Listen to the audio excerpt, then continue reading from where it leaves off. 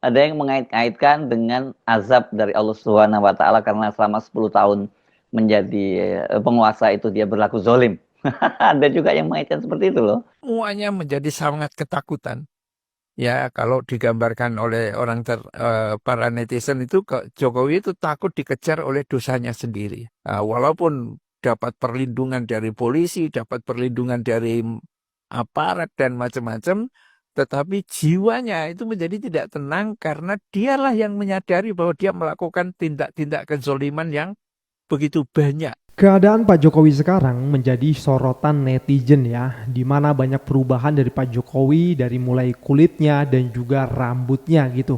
Dan ternyata memang diberitakan Pak Jokowi terkena penyakit kulit ya teman semua. Tapi lucunya ada netizen juga yang mengatakan bosnya jangan-jangan kena azab nih. Memang menimbulkan banyak dugaan dan spekulasi. Ada yang menyebut bahwa Presiden ketujuh Republik Indonesia itu, gitu biasanya senangnya disebut ya, terkena autoimun. Ada juga yang menyebut Jokowi menderita psoriasis. Nah, mudah-mudahan nggak salah saya membacanya ya. Tapi, nah ini yang lebih seru lagi. Ada yang mengait-ngaitkan dengan azab dari Allah Subhanahu wa taala karena selama 10 tahun menjadi penguasa itu dia berlaku zolim. Ada juga yang mengaitkan seperti itu loh. Ya jangan berspekulasi seperti itulah ya. Namanya manusia juga kan pasti ada sakitnya juga. Ya kita doakan semoga segera sembuh dan bisa menunjukkan ijazah aslinya. Tapi berita ini sangat heboh sekali ya. Banyak banget orang yang berkomentar melalui sosial medianya. Dan tidak sedikit orang juga yang mengatakan bahwasanya ini hukum karma lah, ini azab dari Allah Subhanahu wa taala, ini dikarenakan dosa dan lain sebagainya. Tapi ya tentunya kita tetaplah ya berpikir positif gitu ya untuk beliau, semoga segera sembuh. Hal ini juga dikomentari langsung oleh Dokter Tifa ya teman-teman semua. Nah di sini kita melihat di akun X-nya Dokter Tifa terkonfirmasi ya bahwa Pak Joko Widodo memang mengalami penyakit kulit sampai tidak bisa menghadiri upacara yang sangat penting bagi Indonesia, yaitu upacara Hari Kesaktian Pancasila.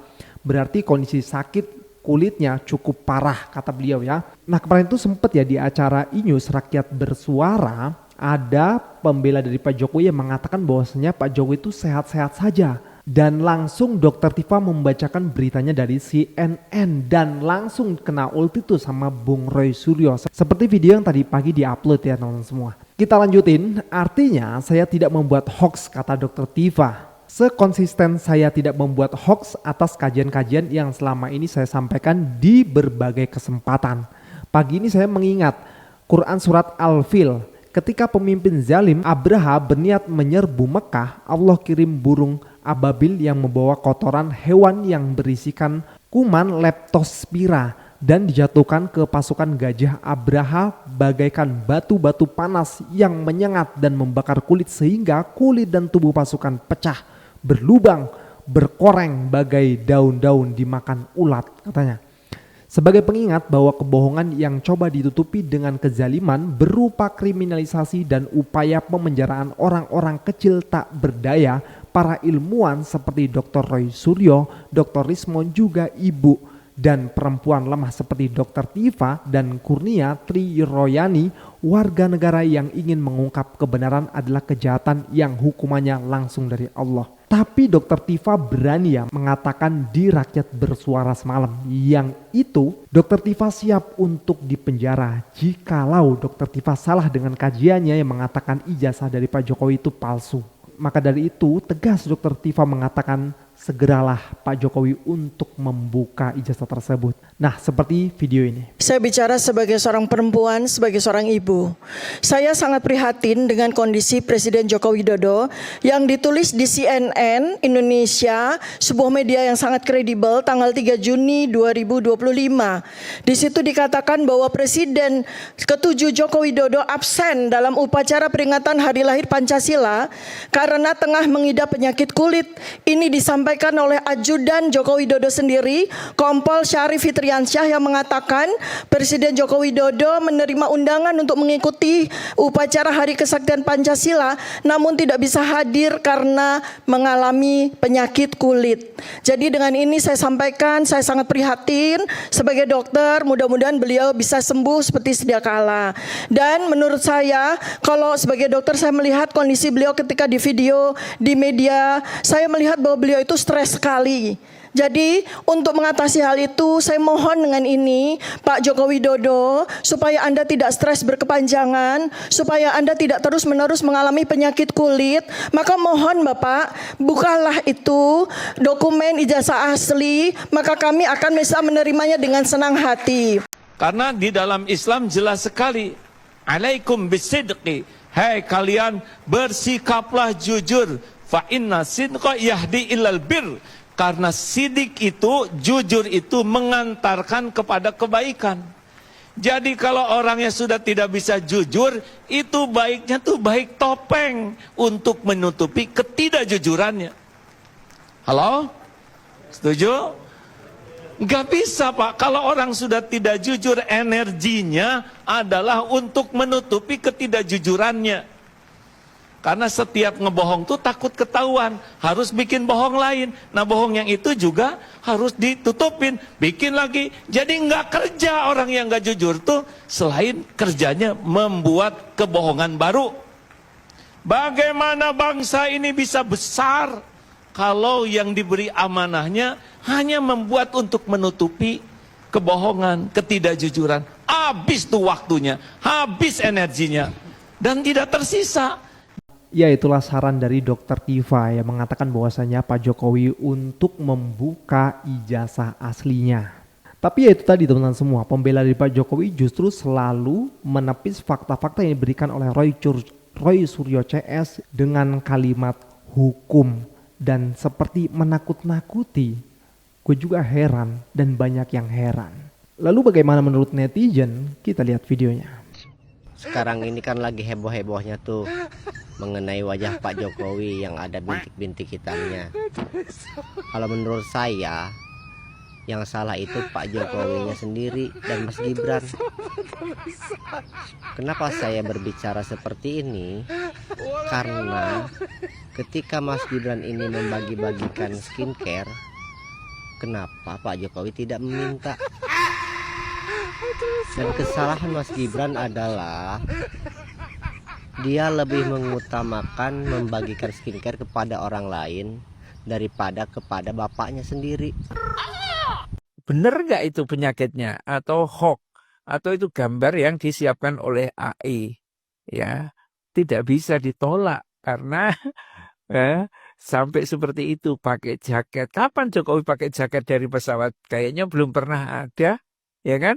Kapan pakai topi? Nggak pernah ada. Ini semua adalah karena penyakit yang sebagian orang menganggapnya itu adalah efek dari dukun yang perjanjiannya sudah selesai, ya mungkin kurang syaratnya atau apa, ya jin dan setan itu menyerang dirinya dalam berbagai bentuk penyakit itu.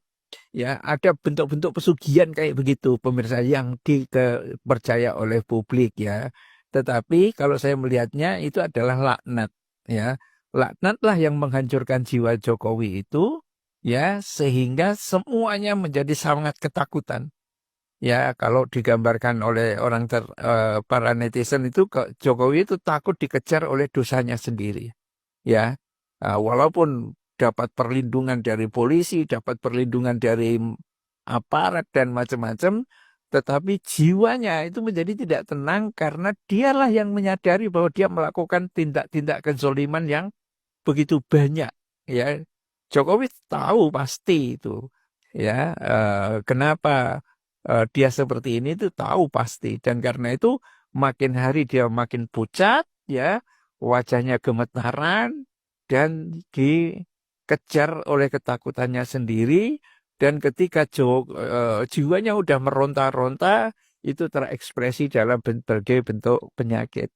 Ya, agak ngeri memang yang menjadi Jokowi itu.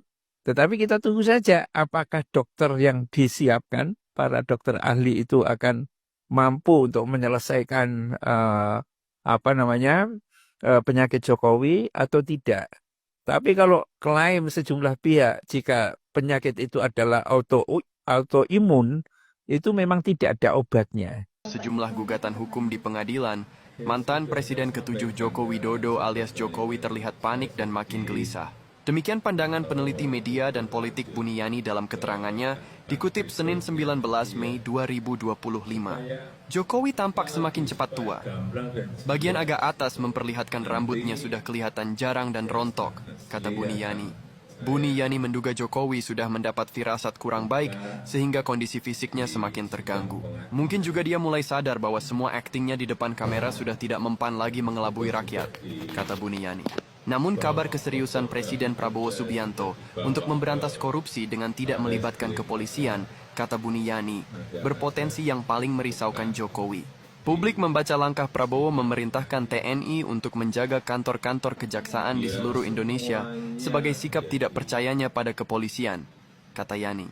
Tapi kemarin itu nampak rame juga ya ketika Pak Prabowo bersama dengan Ibu Megawati dan terlihat Gibran sangat kikuk sekali. Nah, ini bisa jadi menjadi awal pemerintahan Pak Prabowo yang benar-benar tanpa adanya matahari kembar. Bisa jadi loh teman-teman semua. Oke, kita lanjut videonya. Teman-teman, ini ada berita nih. Lihat deh, katanya Pak Joko Widodo menolak mediasi bersama Roy CS ya. Kemarin itu ada kumpulan dari alumni UGM mengunjungi Pak Jokowi di kediaman beliau untuk mengusahakan dan mengupayakan untuk Pak Jokowi dan Roy CS bisa dimediasi dan kemudian kasus ini tidak dapat berlanjut. Tapi sayang disayang ternyata Pak Joko Widodo memilih untuk menolak ya usulan itu. Jadi itu artinya mediasi gagal dan proses ini tetap berlanjut ya. Coba teman-teman cross check sendiri beritanya ya. Kalau saya sih dapatnya dari X dan TV One.